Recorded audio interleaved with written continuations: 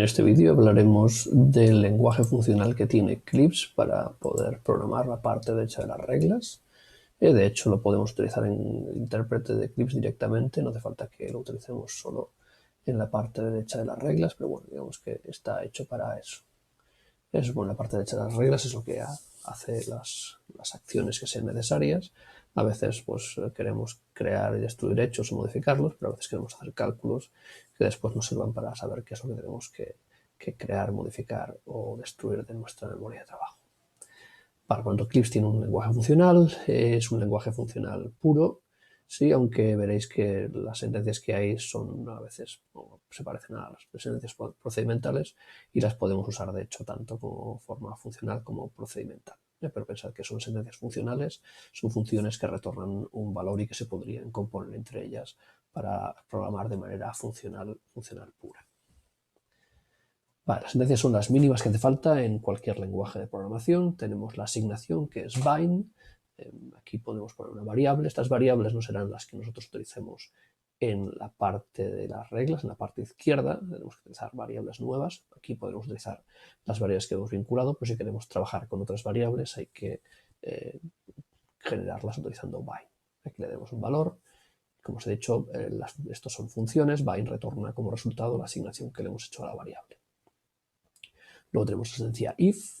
If es la normal y corriente, le ponemos una expresión, se evalúa y dependiendo de si es cierto o es falso, hacemos el then. Ahí podemos poner un conjunto de sentencias.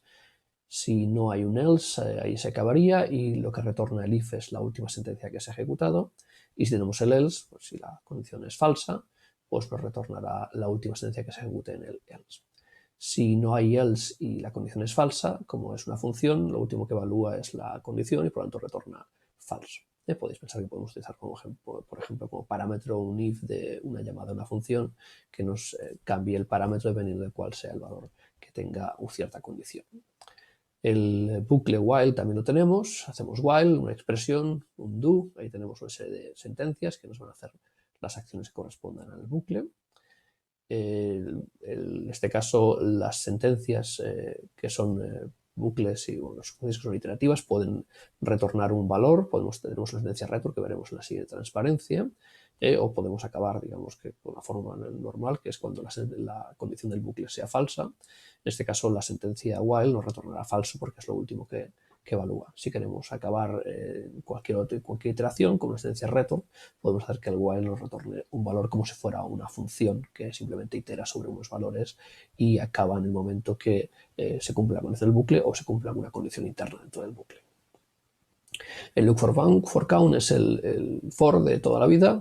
Tenemos una variable, un rango de valores y lo que hace es iterar por ese conjunto de valores. Haremos una serie de acciones y nos retornará como es un bucle. Lo último que hace es comparar con el límite de los valores sobre los que itera y nos va a retornar falso porque obviamente cuando lleguemos al final nos pasaremos del límite y eso nos va a dar que la condición del bucle es falsa. También podemos hacer un return y retornar cualquier cosa dentro del loop si queremos no acabar las iteraciones. Vale, luego tenemos el progene. El progene básicamente lo que hace es encadenar una secuencia de acciones y retorna la última.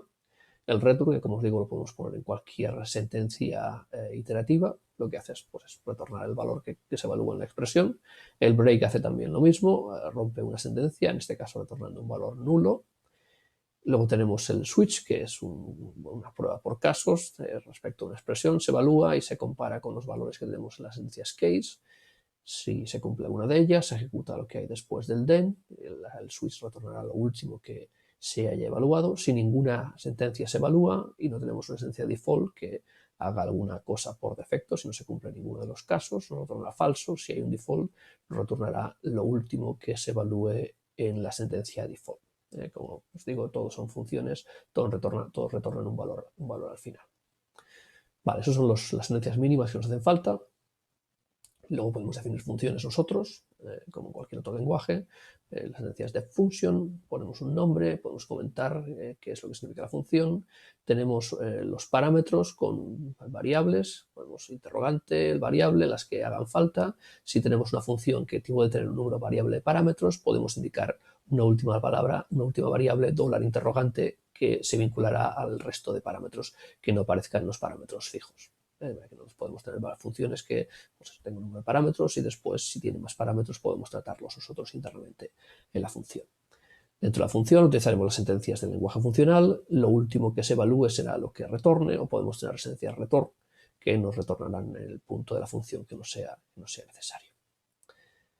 Vale, aparte de las funciones que tenemos aquí, las sentencias, veréis en el manual que tenéis un montón de funciones propias del lenguaje para los diferentes tipos que tiene Eclipse. Tenéis funciones numéricas, tenéis funciones para strings, tenéis funciones de diferentes tipos. Podéis mirar en el manual un poco cuáles son las que tenéis. Y ahora veremos algún ejemplo y nos saldrá alguna, pero digamos que tenéis la referencia completa en el manual de Eclipse. Vamos a ver ahora algunos ejemplos de sentencias haciendo uso del lenguaje funcional de Eclipse. Vamos a, por ejemplo, asignar un valor a una variable. Que, como veis, esto lo podemos hacer directamente sobre el intérprete de Eclipse. No hace falta que aparezca en la parte derecha de una regla. Digamos que lo suyo es utilizarlo dentro, pero si queremos hacer operaciones o hacer programas con el intérprete de Eclipse, también podemos hacerlo como haríamos en cualquier otro lenguaje interpretado. Vale, como podéis ver, al ejecutar la sentencia, el intérprete nos retorna el resultado de la función. Como os he comentado, bind es una función que retorna el valor que hemos asignado a la variable. De hecho, que todas las sentencias de Eclipse son funciones, las podemos utilizar como parámetros si queremos.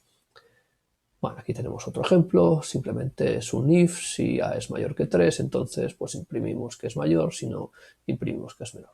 Como os he dicho, también es una función, en este caso nos va a imprimir que es menor, nos va a retornar en este caso el resultado que corresponde a la evaluación, en este caso la evaluación del printout, que es lo último, que no retorna ningún valor. Luego tenemos el while.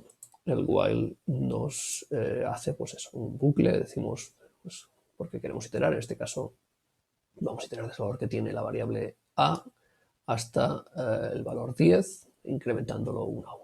Si os fijáis, estamos utilizando aquí el bind como parámetro de la función printout y utilizamos que también tiene un efecto lateral que es cambiar el valor de la variable a para no tener que poner pues, una sentencia dentro del bucle que nos haga esa función.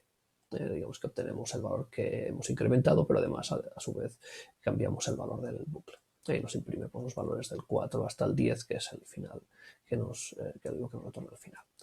El while nos retorna un falso simplemente porque la última evaluación que se hace es la condición y obviamente la condición deja de ser cierta y eso es lo que retorna la sentencia while. Eso retornáramos dentro del bucle con una sentencia return, pues nos podría devolver algún valor que nosotros quisiéramos y no esperar al final de las iteraciones que nos indica el bucle. El loop for count pues simplemente nos itera sobre los valores de 1 al 10 sobre la variable b. Si lo ejecutamos, pues nos va indicando, nos va iterando y dentro del bucle tenemos una sentencia if que simplemente comprueba si es igual a 5 o no y imprime pues, si es igual a 5 o no en la iteración que corresponda. Nos retorna falso también porque en este caso, pues al comprobar que nos hemos salido del valor límite que tiene el bucle, la comparación nos saldrá falsa.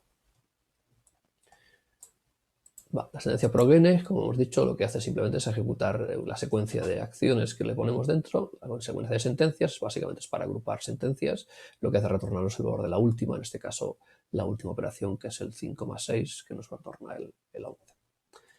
Una variante del progene nos permite iterar sobre valores de un multi-slot o de una lista.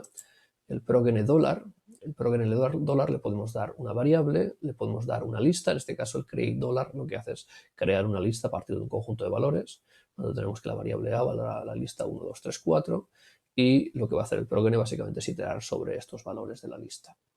Si la ejecutamos, pues nos imprime los diferentes valores. El valor que retorna será el del printout, que no retorna ningún valor. Si hiciéramos alguna sentencia que retorna valor, nos retornaría la última sentencia que ejecute.